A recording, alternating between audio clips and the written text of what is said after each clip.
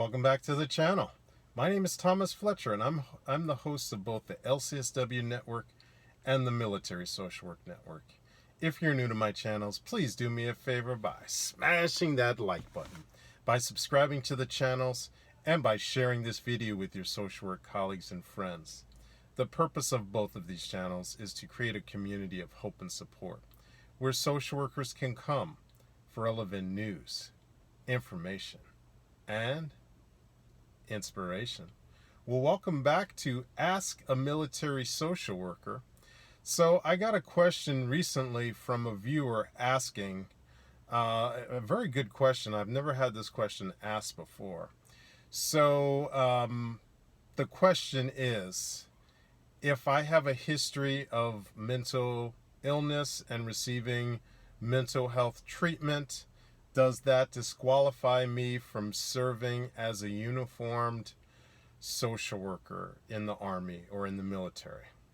All right, so I really appreciate that question, and I will answer it. So I checked the regs. So I will be speaking from DoD Instruction 6130.03, Volume 1, Medical Standards for Military Service, Appointment, Enlistment, or Induction. But before I get into that, just my standard disclaimer that although I am a social worker who does serve in the Department of Veterans Affairs, I also serve as a social worker, a uniformed social worker in the U.S. Army Reserves. The views and opinions stated in this video are mine alone. Again, I will be referring to policy, but this video does not constitute an official endorsement from any military or governmental agencies. And again, the views and opinions stated in this video are mine alone. Okay. All right. So again, I will be referring to policy from DoD Instruction 6130.03, Volume 1, Medical Standards for Military Service, Appointment, Enlistment, or Induction. So there are some things that the military will provide a waiver for. There are some medical conditions that the military will provide a waiver for if you are coming in as a officer or as an enlisted service member. And then there are things that are considered or called disqualifying conditions. All right. So the first one that's listed under learning, psychiatric, and behavioral disorders is attention deficit hyperactivity disorder, or ADHD.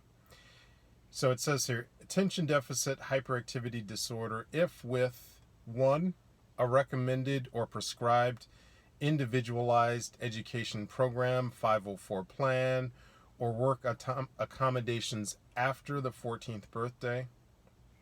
2, a history of comorbid mental disorders.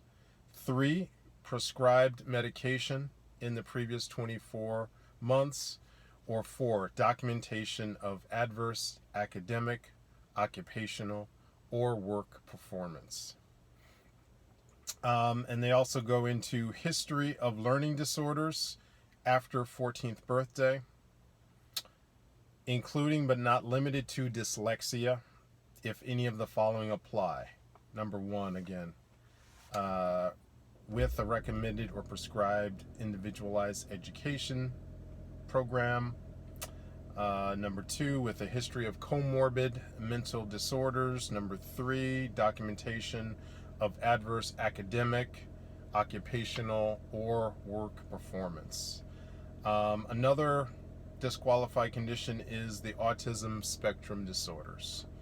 The 4th category of mental health disorders which are considered disqualifying conditions are a history of disorders with psychotic features such as schizophrenic disorders, delusional disorders, or other specified psychoses or mood disorders with psychotic features.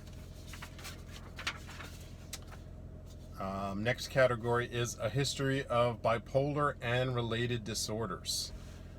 Formally identified as mood disorders, not otherwise specified, including but not limited to psychothymic disorders and affective psychoses.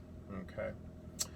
So now we're getting to depressive disorders. So depressive disorders are considered a disqualifying condition if outpatient care included counseling required for longer than 12 cumulative months.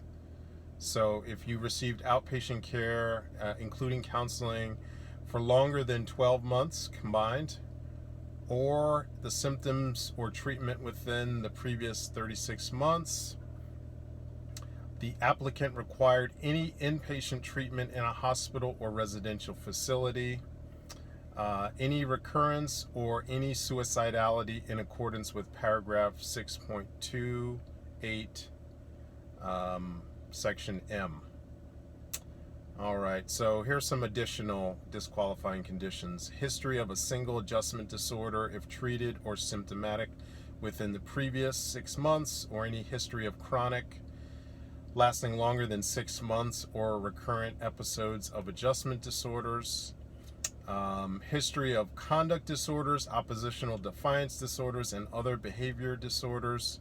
History of personality disorder or maladaptive personality traits, including reasonable suspicion for the presence of an undiagnosed personality disorder based on documentation of the recurrent inability to adapt in a school, employment, or training setting that resulted in significant distress or functional impairment within the previous 24 months, and that is not better accounted for by another condition, or psychological testing revealing that the degree of immaturity, instability, personality, inadequacy, impulsiveness, or dependency may reasonably be expected to interfere with their adjustment to the military services.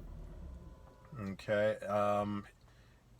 History of any eating disorder, any current communication disorder that significantly interferes with producing speech or repeating commands. History of suicidality, including suicide attempts, suicide gesture, suicide ideation with a plan, or any suicidal ideation within the previous 12 months.